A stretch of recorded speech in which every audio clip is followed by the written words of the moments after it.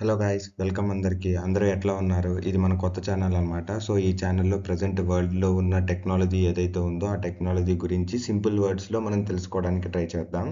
So technology గురించి అనే కాదు, టెక్నాలజీ మెయిన్ ఏ ప్రాబ్లమ్ సాల్వ్ చేస్తుందని, కానీ టెక్నాలజీ ఎక్కడ యూజ్ చేస్తారు, ఆ టెక్నాలజీ ఎట్లా రెవెన్యూ జనరేట్ చేస్తుంది, సో ఇలాంటివన్నీ సింపుల్ వర్డ్స్లో కంబైన్డ్గా తెలుసుకోవడానికి ట్రై చేద్దాం. సో లేట్ చేయకుండా టాపిక్లోకి వెళ్ళిపోదాం గైస్. సో ఇప్పుడు కెమెరాలో ఫస్ట్ ఇంపార్టెంట్ టూ పార్ట్స్ వచ్చేసి lens and sensor. So lens సింపుల్గా ఏం లేదు, బయట లైట్ ఏదైతే ఉందో అది కెమెరాలోకి ఎంటర్ అవ్వడం కోసం మనం యూజ్ చేస్తాం. సో ఆ ఎంటర్ అయిన లైట్ స్కాటర్ అయిపోతే అది మళ్ళీ మనం క్యాప్చర్ చేయడానికి ఉండదు కాబట్టి వాటిలో టైప్స్ ఆఫ్ లెన్సెస్ ఉంటాయన్నమాట. సో అవి ఒక చోట ఫోకస్ అయ్యేలా చేస్తాయి. సో ఆ ఫోకస్ అయిన ఏరియా ఏదైతే ఉందో ఆ ఏరియా దగ్గరికి మనము ఒక డిజిటల్ ఫిలిం పెడతాం. ఆ డిజిటల్ ఫిలిం వచ్చేసి నంబర్ ఆఫ్ పిక్సెల్స్ తోటి మేడ్ అయి ఉంటది. సో ఆ పిక్సెల్స్ అనేవి ఆ డేటా లైట్ రే ఏదైతే ఉందో దాని మీద పడినప్పుడు, సో ఆ different different light race different కలర్స్‌లో ఉంటాయి కాబట్టి ఆ కలర్స్ అనేవి ఆ పిక్సెల్స్‌ని గ్లో చేస్తాయి. సో అప్పుడు ఆ సెన్సార్ మీద ఇమేజ్ అనేది ఫార్మ్ అవుతుందన్నమాట. నెక్స్ట్ పార్ట్ వచ్చేసి పిక్సెల్స్ అండ్ ప్రాసెసర్ అన్నమాట. ఇప్పుడు పిక్సెల్స్ అంటే ఏంటంటే రెడ్, గ్రీన్, బ్లూ ఈ కాంబినేషన్స్‌తో ఉంటాయి. పిక్సెల్స్ అనేవి ఉంటాయన్నమాట. సో ఇప్పుడు ఏ కలర్ వచ్చినా సరే, ఆ లైట్ రే ఏ కలర్ అయినా సరే ఈ పిక్సెల్స్ అనేవి కంబైన్ అయ్యి ఆ అల్టిమేట్ ఏదైతే లైట్ రే కలర్ ఉందో అది ఫార్మ్ చేస్తాయి.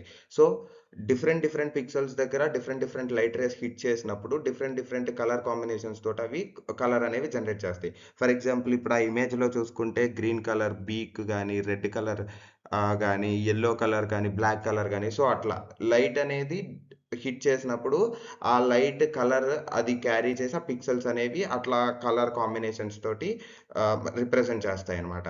సో ఆ రిప్రజెంట్ చేసింది ప్రాసెసర్ తీసుకొని ప్రాసెసర్ సాఫ్ట్‌వేర్‌తో కంబైన్ అయ్యి ఇమేజ్ అనేది జనరేట్ చేస్తది. ఇమేజ్ ఫార్మ్‌లోకి కన్వర్ట్ చేస్తాయి. సో ఆ లైట్ రేస్‌ని అల్టిమేట్‌గా.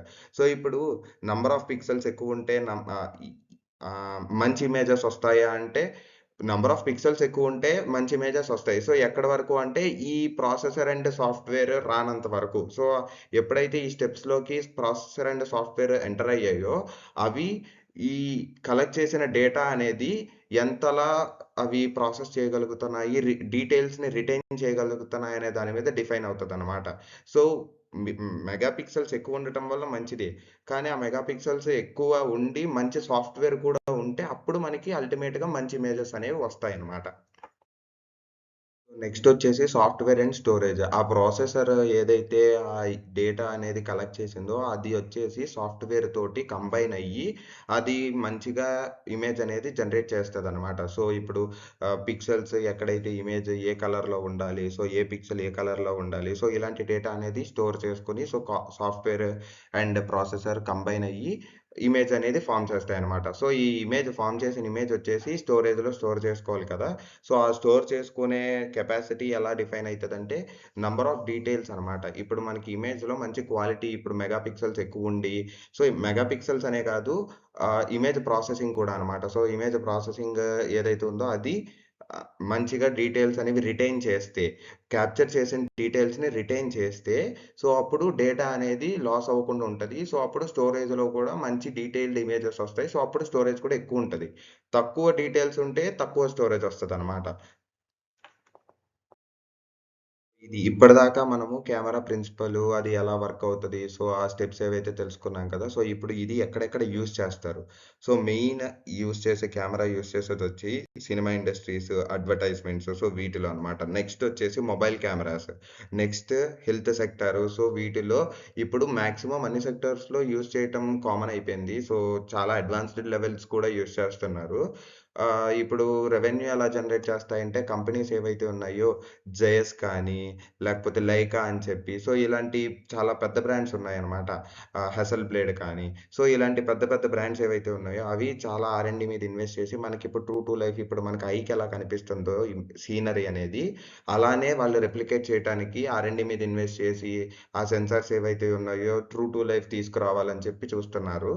సో, అట్లా ఇంకా వాటికి తగ్గ యాక్సెసరీస్ అన్నమాట. సో, కెమెరా కెమెరా పట్టుకోవటానికి మంచిగా గింబల్ గానీ, లేకపోతే ట్రైపాడ్ గానీ, సో లైట్ గానీ, లైట్ సెటప్స్ కానీ, సో ఇలాంటివన్నీ. సో ఇట్లా వాటికి రెవెన్యూ అనేది జనరేట్ అవుతుందనమాట.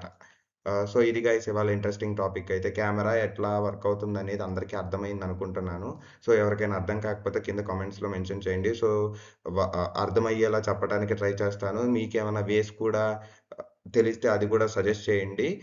అండ్ ఆల్సో మీకు ఇంకా ఏవేవైతే టాపిక్స్ టెక్నాలజీ గురించి గానీ, లేకపోతే ఏ టాపిక్స్ అయినా సరే అవి ఎట్లా వర్క్ అవుతున్నాయనేది తెలుసుకోవాలంటే, ప్రిన్సిపల్ తెలుసుకోవాలంటే, సో అవి కూడా కామెంట్ సెక్షన్‌లో మెన్షన్ చేయండి. సో అవి కూడా ఎక్స్‌ప్లెయిన్ చేయడానికి ట్రై చేస్తాను.